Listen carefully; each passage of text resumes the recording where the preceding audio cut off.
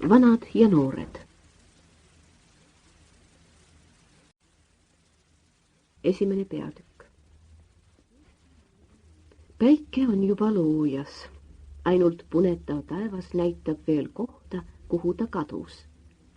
Kullatud pilved ümbritsevad pärjana taevaserva ja kuulutavad vanarahva arvamise järgi tuuliseid ilmu. Kadakaid käib kiirelt toa, aida ja lauda vahet. Toaunkastest tõuseb suits otse taeva poole ja hajub vaikses õhus pikkamisi.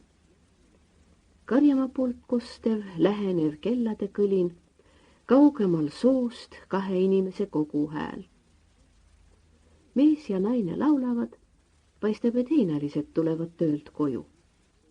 Nende hääled keerduvad nagu ussid teineteise ümber, tõusevad sinna samasse vaiksesse õhuriiki, kuhu suitski toaunkastest ja kaovad viimaks üheskoos lagedal sool.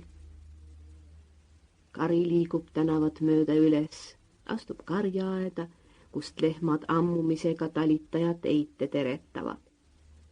Lehmade udarad on täis ja nad ootavad lüpsmist, aga veel enam ämbritäit soolast jahuvett, mida eit nagu meelituseks neile toob, et nad piima ilusasti kätte annaksid.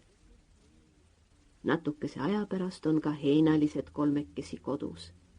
Kadaka peremees Juhan Tare, tema tütar Tiina ja selle teine pool Kaarel Kakar, Kadaka koduväi. Noorpaar tuleb natuke maad ees kõrvuti, vanamees ise tasahilju taga järele. Ega sul lehmad veel lüpstu tule, küsib Tiina emalt õue astudes. Millal ma nad siis lüpsin, alles teised tulid, näe vahivad üle aia kirges. Tööd ja toimetust ju nii palju käia jookse, ega ei jõua, vastab ema kärsitult. Küll me jõuame ka. Ma panen asjad ära ja tulen appi, peas me neid ära ei silguta. Sa, Kaarel, tule aita joogiämbrid ette viia, ütles Tiina. Varsti on lehmade jook valmis ja Tiina ning Kaarel lähevad kõrvuti karjaaia poole. Tiina on keskmise kasvuga, mitte ilus, ennem inetu, mispärast ta peaaegu vanapiikaks pidi jääma. Ta on juba 30 aastat vana ja alles tänavu 4 pühis olid pulmad.